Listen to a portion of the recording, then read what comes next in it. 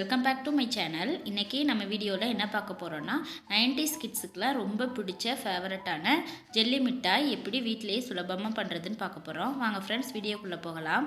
Jelly மிட்டாய் பண்ணுறதுக்கு first ஒரு பவுல் எடுத்துகிட்டு அதில் ஒரு 2 ஸ்பூன் அளவுக்கு ஜெலட்டின் பவுடர் சேர்த்துக்கோங்க. இதில் ஒரு அரை டம்ளர் அளவுக்கு தண்ணி சேர்த்து இதை ஊற வச்சுக்கலாம். ஜெலட்டின் பவுடர் எல்லா சூப்பர் மார்க்கெட்லேயும் ஆன்லைன்லேயும் அவைலபிளாக இருக்குது. இதை நல்லா மிக்ஸ் பண்ணி ஊற வச்சுக்கோங்க. இப்போ சர்க்கரை பாகு காய்ச்ச ஆரம்பிச்சிடலாம். அதுக்கு அடுப்பில் ஒரு கடாய் வச்சுட்டு அதில் ஒரு 3/4 கப் அளவுக்கு சுகர் சேர்த்துட்டு அது கூடவே அரை கப் அளவுக்கு தண்ணி சேர்த்து நல்லா மிக்ஸ் பண்ணிக்கலாம். சர்க்கரை நல்லா கரையணும், அது வரைக்கும் நல்லா மிக்ஸ் பண்ணிக்கோங்க. பாருங்கள், சர்க்கரை நல்லாவே கரைஞ்சிருச்சு. இது ஒரு உருட்டு பதம் வர்ற அளவுக்கு நம்ம பாகு காய்ச்சி எடுத்துக்கணும். கிட்டத்தட்ட பாகு ரெடி ஆயிடுச்சு. இதை மாதிரி தண்ணியில் ஒரு ட்ராப் விட்டு பார்த்திங்கன்னா கரைஞ்சி போச்சுன்னா பாகு வரலன்னு அர்த்தம். நம்ம இது இன்னும் ரெடி ஆகலை. இன்னும் ஒரு நிமிஷம் இதை நல்லா கொதிக்க வச்சுக்கலாம். பாருங்கள், நம்மளோட சர்க்கரை பாகு சூப்பராக ரெடி ஆயிடுச்சு. நம்ம ஊற வச்சுருந்த ஜெலட்டின் நல்லா உப்பி இந்த மாதிரி வந்துருச்சு. இப்போ இதை நம்ம பாகு கூட சேர்த்துக்கலாம்.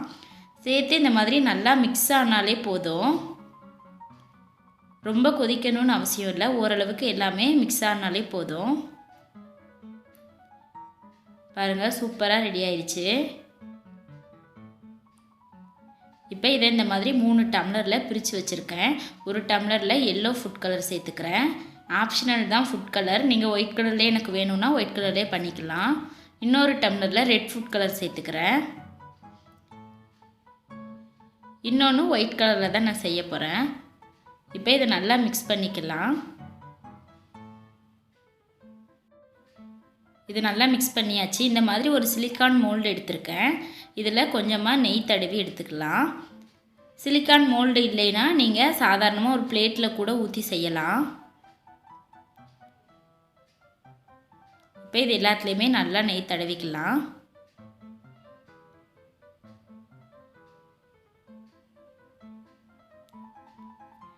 இப்போ இதில் நம்ம எடுத்து வச்சிருக்கிற ஜெல்லி மிட்டாயை ஊற்றிக்கலாம்.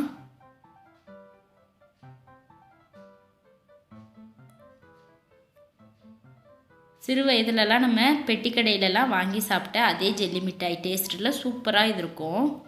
ரொம்ப சுலபமாக வீட்டில் பண்ணிடலாம். கலர் வேண்டான்னா நம்ம எல்லாமே ஒயிட் கலர்லேயே செஞ்சுக்கலாம். இது இந்த மாதிரி எல்லாமே ஊற்றி ஃப்ரிட்ஜில் ஒரு 3 ஹவர்ஸ் வச்சு எடுத்துருங்க. ஃப்ரீசரில் வைக்கணும். ஃப்ரீசரில் 3 ஹவர்ஸ் வச்சு எடுத்ததுக்கப்புறம் பாருங்கள் இந்த மாதிரி இருக்குது. இப்போ இதை நம்ம அழுத்தி எடுத்தோன்னா எல்லாமே சூப்பராக வெளியில் வந்துடும். பாருங்கள், நான் இந்த மாதிரி எடுக்கிறேன். எவ்வளோ அழகாக ஜெல்லி மிட்டாய் சூப்பராக வந்துருச்சு. இந்த ஜெல்லி மிட்டாயெலாம் கடையில் வாங்குறதுக்கு பதிலாக வீட்டிலையே ரொம்ப ஹெல்த்தியாக சூப்பராக செஞ்சிடலாம். நாட்டு சர்க்கரையில் கூட செய்யலாம், பட் கலர் கொஞ்சம் ஒரு மாதிரி இருக்குங்கிறதுனால நான் இன்றைக்கி ஒயிட் சுகரில் தான் செஞ்சுருக்கேன். கடைகள்லாம் இப்போ இந்த ஜெல்லி மிட்டாய் நிறைய கிடைக்கிறதில்ல. பாருங்கள், இந்த மாதிரி நம்ம எல்லாமே எடுத்தாச்சு.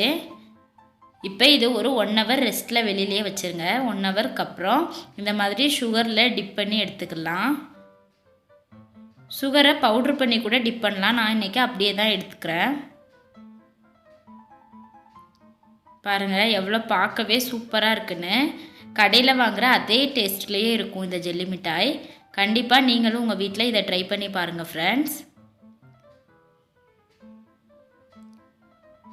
இந்த வீடியோ உங்களுக்கு பிடிச்சிருந்துச்சுன்னா லைக் பண்ணுங்கள், கமெண்ட் பண்ணுங்கள், ஷேர் பண்ணுங்கள். சப்ஸ்கிரைப் பண்ண மறந்துடாதீங்க ஃப்ரெண்ட்ஸ். அப்படியே பக்கத்தில் இருக்கிற பெல் பட்டனையும் கிளிக் பண்ணுங்கள். அப்போ தான் நான் போடுற வீடியோ உடனுக்குடனே உங்களுக்கு வந்து சேரும். தேங்க்யூ.